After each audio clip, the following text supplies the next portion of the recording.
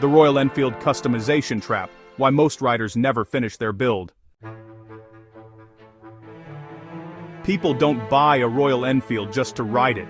They buy it because of what it could become, a simple machine that you can shape into something personal, something that reflects your style, your riding, your identity.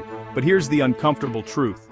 Most Royal Enfield owners never actually finish their build, not because they don't want to, not because they don't have ideas, but because somewhere along the way, the numbers stop making sense. Royal Enfield has built one of the strongest emotional propositions in motorcycling. These bikes are not about speed, they're not about technology, they're about feeling, and more importantly, they're about possibility. If you spend even a few minutes online, you'll see it. Clean scrambler builds, minimal cafe racers, aggressive urban trackers. Stock motorcycles turned into something completely different, and the message is always the same. Start here, and build your dream bike. Now, let's talk about the actual buyer. This is not someone walking into a dealership with unlimited budget. This is someone who chose a Royal Enfield because it's affordable, it already looks good, it feels authentic. They are thinking long-term. I don't need everything now.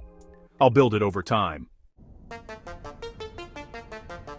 So the journey begins. You get the bike home, and you start seeing things you want to change. You swap the mirrors, change the handlebars, maybe a new seat, and immediately, the bike feels better.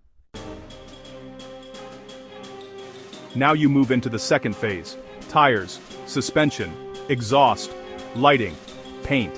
Individually, each one seems manageable, but together, the cost stacks fast. That $4,000 motorcycle becomes a $7,000, $8,000, even $10,000 project. And this is where most riders pause. Because now the questions change. Is this worth it? Am I overinvesting? And once doubt enters, progress stops. The bike sits there, unfinished. This is not your fault. It's the system, really. OEM parts are limited, and dealerships just don't stock enough.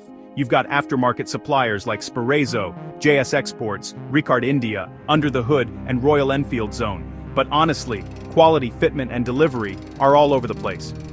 Every purchase, well, it just feels like a risk. By the way, you'll find the links in the description. And then there's the content, right? You don't see realistic builds. What you see are perfect bikes, expensive transformations, and those high-end workshops. So, yeah, your own bike never really feels finished enough. So what happens? People just stop upgrading, they lose momentum, and eventually, they move on. Not because they didn't love the bike, but honestly, because the journey just didn't work. Buying a Royal Enfield is easy, but building one, that's where most riders get stuck.